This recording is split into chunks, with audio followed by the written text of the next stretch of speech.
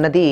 అటువంటి ఈ సరస్వతీదేవి యొక్క జన్మదినాన ఏం చెయ్యాలి అన్నది చాలామందికి సందేహం.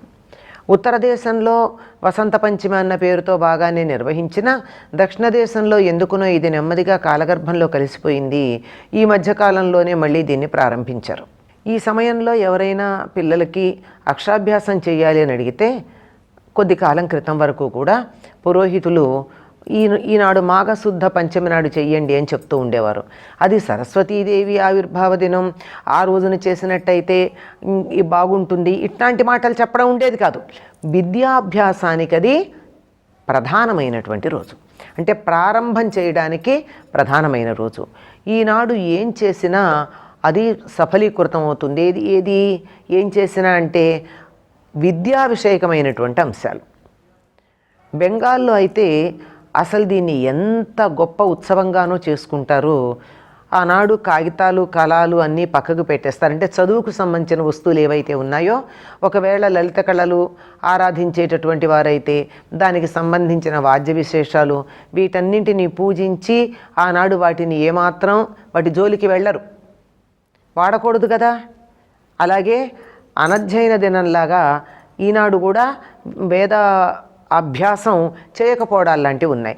అక్కడ వాళ్ళందరూ ఎందుకో పసుపచ్చని వస్త్రాలు ధరిస్తారు, అమ్మవారికి కూడా అటువంటి అలంకారమే ఉంటుంది. కానీ మనకి వేదంలో చెప్పబడిన మిగిలినటువంటి పురాణాల్లో ఉన్న సరస్వతీదేవి వర్ణనంతా కూడా సర్వశుక్ల సరస్వతి అని కనపడుతుంది.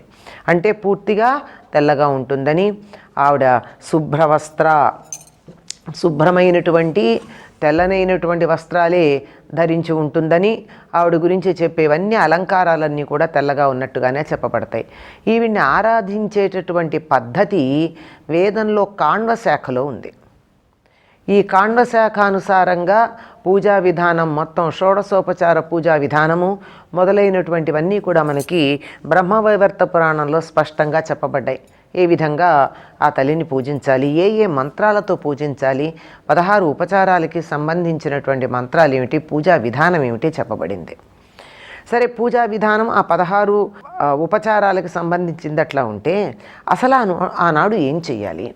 చక్కగా తైలాభ్యంగనం చెయ్యాలి అన్నారు. అంటే ఒంటికి నూనె రాచుకుని అభ్యంగన స్నానం చేయడం. ఇది మనకి ఎప్పుడూ కూడా శుభకార్యాలకి ఊరికే తల మీద నీళ్లు పోసుకోవడం అన్న పద్ధతి కాక, నూనె రాచుకుని అంటే శుభానికి సంకేతం, తల అంటారు.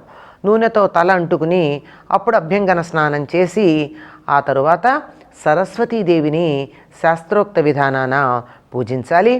ఇంట్లో సరస్వతి పటం ఉన్నా లేకపోయినట్టయితే విగ్రహం ఉన్నా దాన్ని పూజించవచ్చు.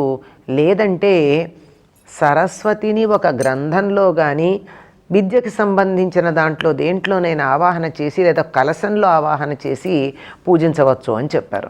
కలశం మొదలైనవైనట్లయితే ఉద్వాసన చెప్పి తరువాత అందులో నీళ్లు మొక్కలలో పోయడం, ఎవరు తొక్కనటువంటి చోట ఈ పద్ధతులు ఉంటాయి. లేదా ఇంట్లో ఛాయాచిత్రాలు విగ్రహాలు ఉంటే వాటికి కూడా పూజించవచ్చు.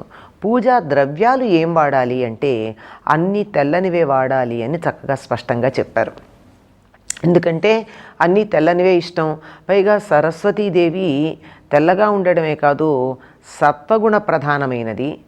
ఈవిడ అమ్మవారి యొక్క అన్ని రూపాలలోకి పరమ సాత్వికంగా ఉండేటటువంటిది, అహింసాస్వరూపిణి అయినదిగా చెప్పబడ్డారు.